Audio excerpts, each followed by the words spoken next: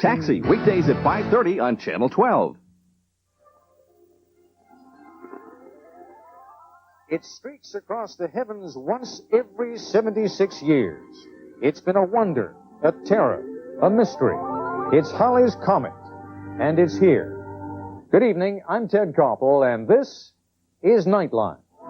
Tonight, we'll be doing something that couldn't be done the last time Halley's Comet came around. We'll take a magnified view of the phenomenon as it races toward Earth. Our guests, astronomers Carl Sagan and Richard Berenson.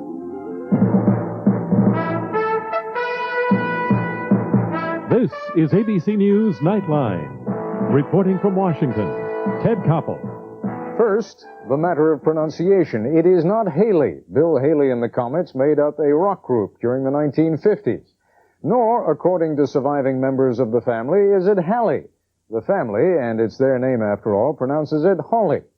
It is Halley's Comet not because Edmund Halley spotted it first. He didn't.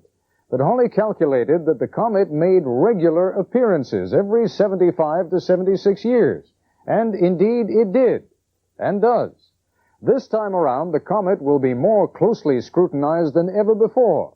What you're looking at right now are some of the most recent pictures, but they are merely an appetizer for what is to come. Because even now, 5 spacecraft, 2 Soviet, 2 Japanese, and 1 from the European Space Agency, are streaking toward a rendezvous with Halley's Comet. That in itself, as Jay Shadler now reports, is something that could hardly have been imagined the last time that Halley's Comet made an appearance.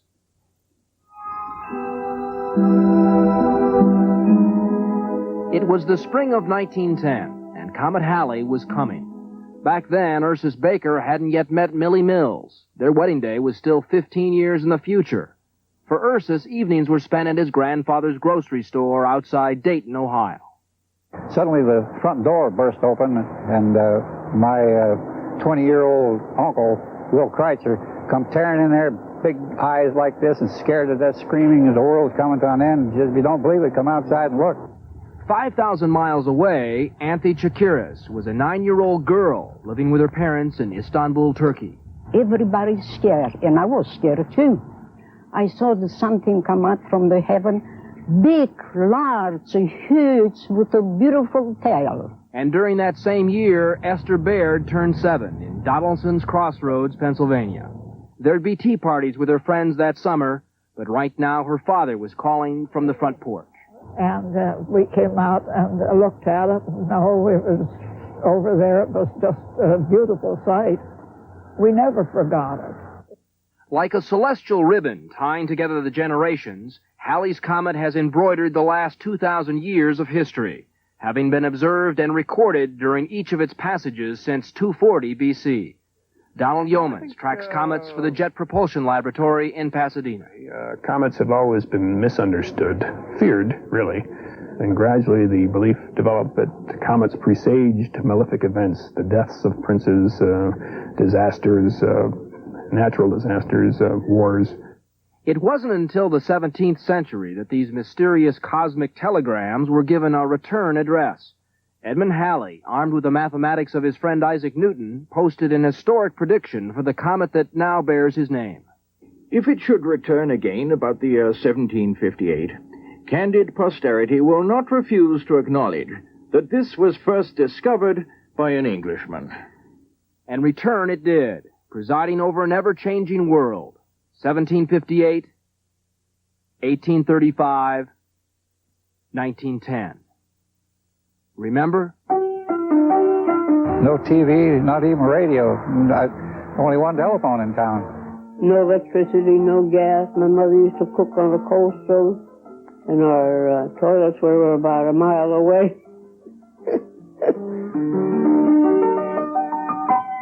We had sheet music, and I remember the picture on the front of the sheet music was a girl, beautiful girl, sitting on the end of the comet's tail. How do the lyrics go? It goes, put on your old gray bonnet, come out and see the comet, for it's going to carry us all away. In 1911, we will all go to heaven on the end of the comet's tail. That year, Halley's tale inspired a mixture of song, superstition, and some questionable science, with a French astronomer boldly but inaccurately predicting that gases from the comet's tail would poison the Earth. One of the bigger kids said, "Boy, I tell you, if we go through the tail of that comet, we're all going to be dead." And boy, I tell you, that really put a scare into me. Today, the best comet tales are being swapped by those 1910 eyewitnesses at so-called Halley two-timer gatherings. Again, the comet links the past. Well, I saw it for about 3 nights. We were down on the Monongahela River in a rowboat. I had a girlfriend down there. And the future. You'll be 83 years old. I'll be pretty old by then. For the youngest in this next generation of potential Halley two-timers, the comet still made up largely of Elmer's glue and glitter. Sprinkle time. But by the 4th grade, it's strictly a matter of particle physics. Solar wind pushes the gases, and it just makes it... Though this apparition of Comet Halley is likely to be the worst in 2,000 years, that very first glimpse at nightfall can still spark a faint chorus of old delights. The tail on the January. I want to see the comet. Yeah, I know. But through these young eyes, can Halley ever hope to compete with Armstrong? It's one small step for man. Or even Spielberg?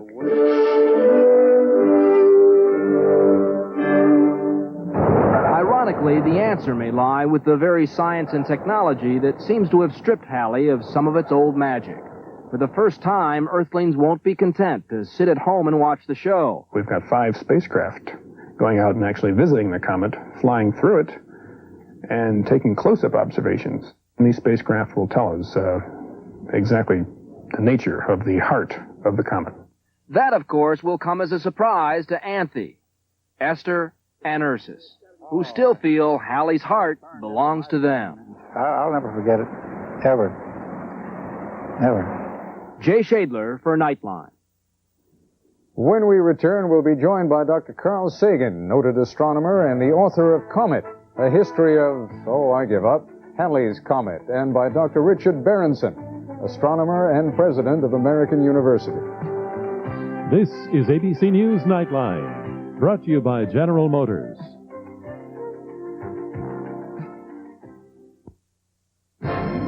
There are old pilots and bold pilots, but they say there are no old bold pilots. So, when I buckle up in a cockpit, I'm wearing plenty of life insurance. Now, when you buckle up, you've got $10,000 worth of life insurance at no extra cost.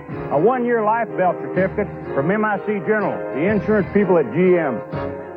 Comes with every new GM car or light truck. See your GM dealer for details. Then, buckle your life belt. As I stated before, this proves that the People work wonders when they work together. Across the country, Honeywell is working with law enforcement officials, where special Honeywell systems are helping the right people, helping them get to the right place at the right time to get evidence before it's covered up. The Honeywell system then speeds the prosecutors to court. With Honeywell, justice is swift. Working together works. Honeywell, together we can find the answers. Go on to Caldor. I need a new blender. Oh, fine. It'll take 2 seconds. A glass one. Glass. White. And don't pay more than... Okay. Caldor also has Revere's 11-piece cookware set, just $69.99 with rebate. The Heat and Strip paint removing gun from Black & Decker for only $24, and Proctor's Continuous Clean toaster oven broiler for $35.70 after rebate. On sale. Where's my change? You'll never not find it at Caldor. Superb jewelry that tells superb time. The Longines 1000. Oh, what's the sheer luxury on your wrist? The feel of gold and silk. The Longines 1000 delivers hairline Swiss quartz accuracy. It is water resistant, but most of all, this is superb jewelry, and it makes a great gift. Oh, I was hoping for a Longines. The Longines 1000 for men and women. Superb.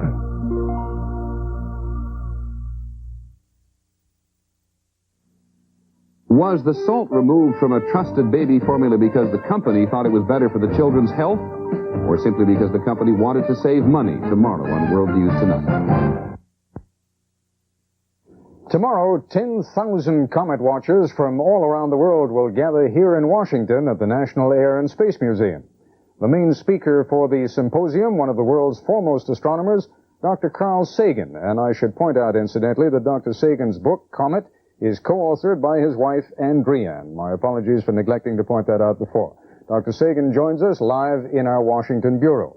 And joining us from Hartford, Connecticut, astronomer and science historian Dr. Richard Berenson, who has co-authored 3 books on astronomy and whose areas of expertise include the search for extraterrestrial life, part of which he hopes to find in his other job as president of the American University here in Washington.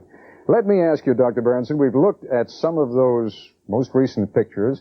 I got to tell you, I'm unimpressed. That little blob up there in the sky doesn't look like much. It's not even a first-rate star. Why are we so excited? Well, first of all, realize it's not yet reached its maximum stage. The tail will really begin to develop in the next several weeks, and it will become most impressive along about March or April. Now, when you talk about the tail developing, I'm sorry to interrupt you there, but when you talk about the tail developing, I mean, it's there, isn't it? The tail is developed. It's not as though something additional is going to be added to it. No. The tail grows larger as the sun gets to, as the comet gets to its closest approach around the sun. It's evaporating. It's basically boiling material away from the cometary nucleus and then forming this long filamentary tail which stretches out for tens of millions of miles. It's terribly long, but very, very thin. And as a matter of fact, you can even see a star right through it. Now, we happen to have been born, I suppose, at the wrong time. This is the worst sighting in 2,000 years. Why? Well, for the comet to be bright requires that it be fairly close to the sun, and secondly, that it be fairly close to us. In this case, neither is true. As a matter of fact, the closest we'll be to Halley's Comet is about 40 million miles, which is quite a ways. But, Dr. Sagan, we have available to us instruments that clearly were not available 75, 76 years ago. So, in theory, we should be able to get a much better view. I mean, even those of us down here on the ground. That's right. And the best view will come next March when this remarkable flotilla of 5 spacecraft from 20 nations approaches Halley's Comet, and we'll have a pretty good chance of photographing through the coma, the cloud around the comet, the nucleus, the solid, dirty ice core of the comet that no human being has ever seen heretofore. You have just, in a couple of words, as you always do, very eloquently raised my next question, and that is, why do I care about a dirty nucleus of frozen matter, whatever it may be? Right. It sounds much more boring than a harbinger of disaster. But think about comets this way. It's 4.6 billion years ago, something like that. The solar system is in the process of formation, and we're not yet at the stage of planets. The sun is not yet formed, and this part of space is now filled with these condensations that are a few kilometers across and are made mainly of ice with some rocky and organic parts to it. They continue to fall together, some of them making the major planets in the solar system. Some are ejected from the solar system, some impact the planets, and the rest are ejected far beyond the outermost planet Pluto into a vast cloud of 100 trillion cometary nucleus sitting out there in the dark so we can't see them.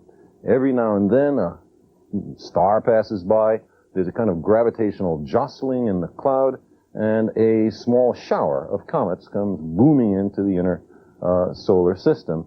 And that's when the comets arrive for our delight. So these are mementos of creation, pieces left over from the origin of the solar system, pristine primordial matter, and it would be extraordinary to get a close-up look at this stuff from which we formed. Dr. Berenson, you and I have had the opportunity on this broadcast before to talk about the Big Bang, the origins of our universe.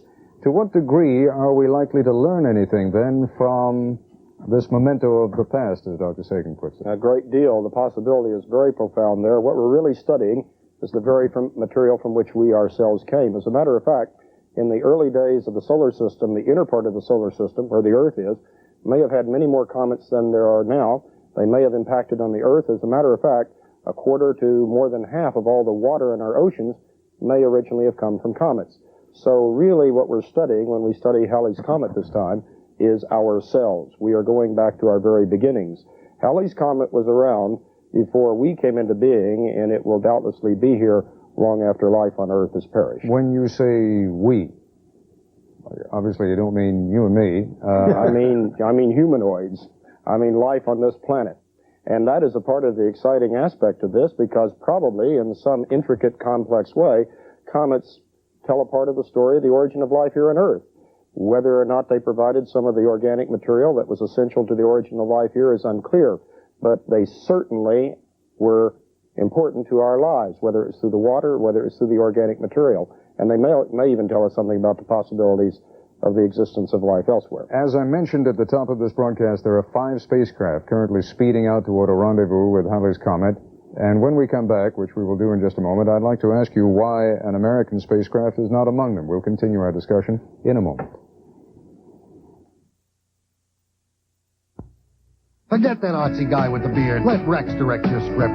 Forget it. Look, come on, let Forget it.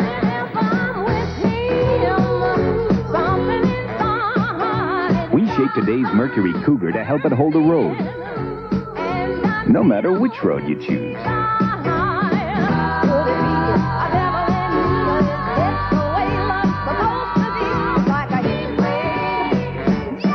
Mercury, the shape you want to be in. So many women, so little time. So come to Sears. For your special holiday party, girls, save 1/3 on the classic look of a dressy velvet blazer. For the model girlfriend, save 1/3 on snuggly robes in lots of colors. And while you're at it, save $5 on a dress shirt for yourself, only $12.99. For everyone you love, there's only one store. There's more for your life. Sale ends Saturday. Go on to Caldor. I need a new blender. Oh, fine. It'll take 2 seconds. Mm-hmm. A glass one. Glass. White. And don't pay more than... Okay.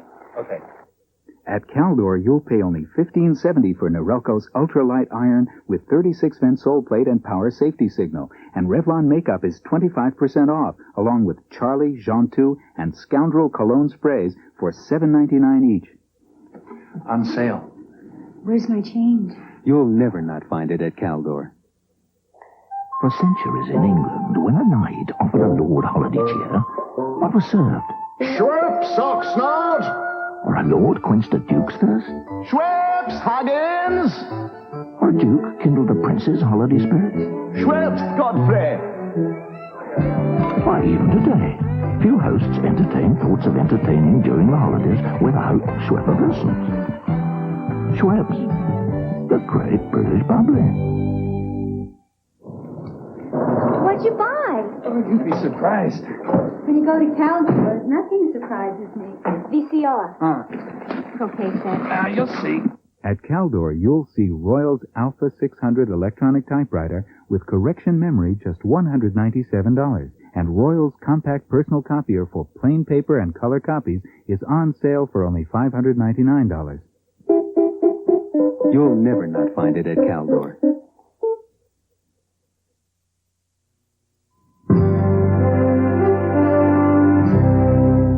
Continuing our discussion now with Dr. Carl Sagan and Dr. Richard Berenson. Either one of you, Dr. Berenson, if you want to pick up on this first, why?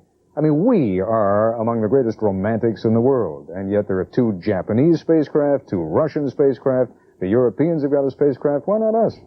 Very simple answer is money. The Carter administration decided that it cost too much. The Reagan administration reached the same decision.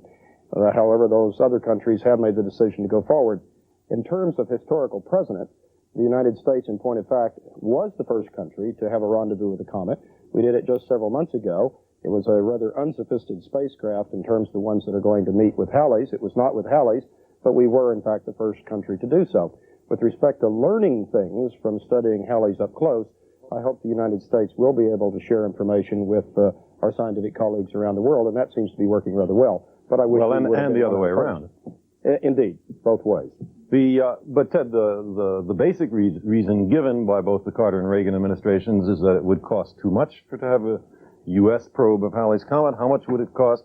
It would cost just about the same as a B-1 bomber, of which we are committed to purchase 100. 99 would compromise national security.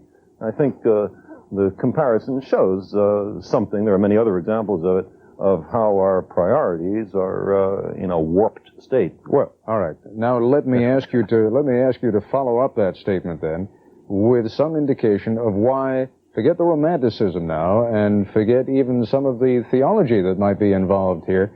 Why, from a practical point of view, would it serve America's national interest, as clearly the Russians think it serves theirs and the Japanese think it serves theirs, to get a close-up view of this comet? Because civilizations are known by the great enterprises in which they engage, included among which are the search for our own origins. And as we've been saying, comets are an extraordinary and unique token of our origins, and not just the things we've been talking about up to now. The water from the early oceans, the stuff that made planets, the possibility of organic matter that contributed to the origin of life 4 or so billion years ago. But also, there is now quite good evidence that something like a cometary nucleus, or perhaps an asteroid, struck the Earth 65 million years ago, produced a large cloud of fine debris that blocked the sun, cooled and darkened the Earth, and produced not just the extinction of the dinosaurs, but the extinction of most species of life on Earth at the time. Now, this is of special importance to us. Kind of a nuclear winter, isn't it? Very much like nuclear winter, and the physics is quite similar, the difference being that the dinosaurs were not responsible for their own demise. But that event was particularly significant for us because our ancestors of the time, the mammals of the time, were little guys the size of mice, living out of the way of the thundering lizards that dominated the Earth. Only because the competition was removed, probably by this impact, are we here today. So in many different respects, we owe our lives to the comets. And to pick up on the point you just raised, they also come by and raise a timely reminder about how foolish it would be to have a nuclear war, and the possibility that a nuclear war would not just compromise our global civilization, but possibly our species as well. Dr. Berenson, you take a crack, if you would, at that question of mine, though. Why is it that the Soviets, who are not all that dreamy-eyed about projects like this, who must see something of some immediate value, possibly even strategic or practical value, why two? I mean, wouldn't one do it? I think it's national prestige, very simply. Halley's Comet is far and away the most important comet in history. It told us a great deal about calculus, about dynamics of physics. It goes all the way back to Newton, indeed all the way back to the ancient Chinese. It's therefore a legendary object. But this is the first time in the history of humankind that we could do something very special. Namely, we could leave our own planet, our cradle, what will ultimately be our grave, but we could travel directly to that Voyager from the far distant reaches of the solar system, and we can study it up close. Therefore, doing so is a momentous historic occasion. You can only do something like that for the first time once. And it was for that reason, I think, that the Japanese, the Soviets, and the Western Europeans elected to do it. The Americans did not, but we will be able to share with our allies and our scientific colleagues in the scientific discoveries. And your feeling is that we will get what out of it, then? I'm sorry to keep harping on the same theme, but I hear great hope, great generalities. I'm not sure I hear anything terribly practical coming out of it yet. Maybe I'm just being too... Well, I don't think you're going to get a better frying pan, if that's what you're looking for, but I think... Not even a Teflon coating? Yeah. I'm afraid not, but I would say that the electronics that are in your TV camera here and that are in the computers are in large part spin-off from NASA, but that's not really the reason for doing this. What you really learn is more in detail about what a comet is. When the United States had the encounter with the comet back in September, even in that rather preliminary and crude experiment, we found that comets were not nearly so simple as what we'd thought. Most of our preliminary findings from the Earth's surface, in fact, were only rough guidelines. No doubt when we study Halley's up close for the first time, we will discover how much we have yet to learn.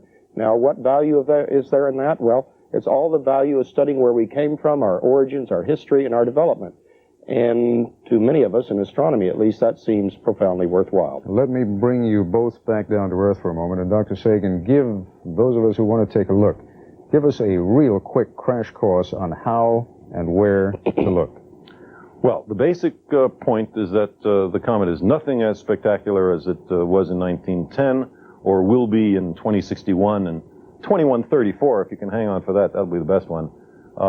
what you have to do is to get away from the air pollution and the light pollution of cities and look at a time when the moon is new or has set. You also have to know what part of the sky it's in. It does not streak across the sky, of course. It rises and sets with the stars. Now, if you have a pair of binoculars, maybe 7 by 50, something like that, that's absolutely all the instrumentation you need. Although it is a naked eye object, you could see it without the binoculars.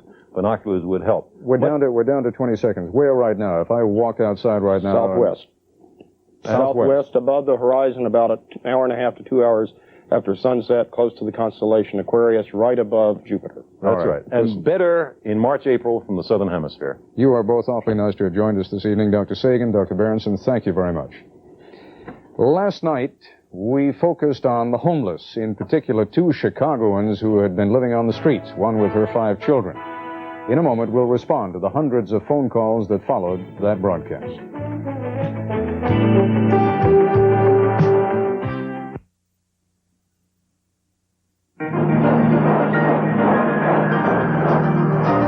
At 110 miles per hour, engineers find the new Honda Accord LXI hatchback to be quiet and comfortable. At half that speed, you could find it to be twice as quiet and comfortable.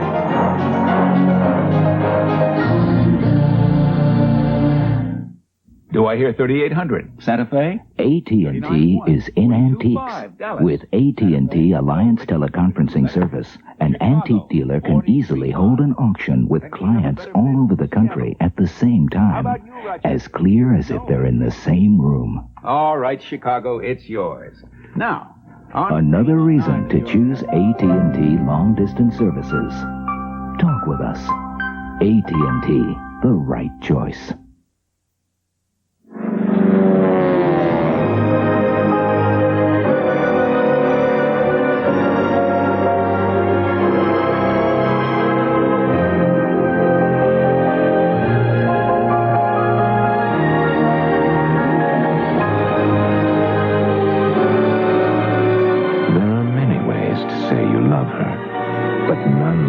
As long as a fine quality diamond. Hi, Christmas shopping? Yeah, for Mom and Dad. Well, here come the Ace December Best Buys. The Spartus AM/FM digital clock radio with a $3 rebate is only $8.66. For Dad. The Sunbeam can opener, under counter or wall mount with a $3 rebate costs $8.66. For Mom. And the handheld massage shower, just $9.99. For Mom and Dad. There are lots of great buys in the Ace $1 billion celebration circular. Ace is the place for the helpful hardware man. Cuban advisors in Nicaragua, how up to 2,500 could be leading Sandinista combat troops. Tomorrow on ABC's World News This Morning. Before Good Morning America. Tomorrow, John Cardinal Kroll tells us what was accomplished at the Synod of Bishops Conference at the Vatican, plus William, the Refrigerator Perry on Good Morning America. Last night, we introduced our viewers to 2 of the nation's homeless, and the reaction was overwhelming. We received literally hundreds of phone calls, all of them voicing concern, many offering help. If you would like to help the charity that came to Jack Graham's aid, you may do so by contacting the Center for Street People, 4455 North Broadway, Chicago, Illinois. The zip, 60640. Donations for the charity that helped Marion Cooper should be sent to Department Parish Community Services, Catholic Charities, 126 North Des Plaines, Chicago, Illinois, and the zip there is 60606. Catholic Charities is an organization that has local offices nationwide, and donations to help other homeless may be made through those outlets. Other groups that distribute charity on a national level are the Salvation Army, 799 Bloomfield Avenue, Verona, New Jersey. The zip is 07044. And the Council of Jewish Federations, 730 Broadway, New York, New York, and the zip is 10003. Tomorrow on World News Tonight with Peter Jennings, a report on a trusted baby formula that is suspected of causing brain damage. That's our report for tonight. I'm Ted Koppel in Washington. For all of us at ABC News, good night.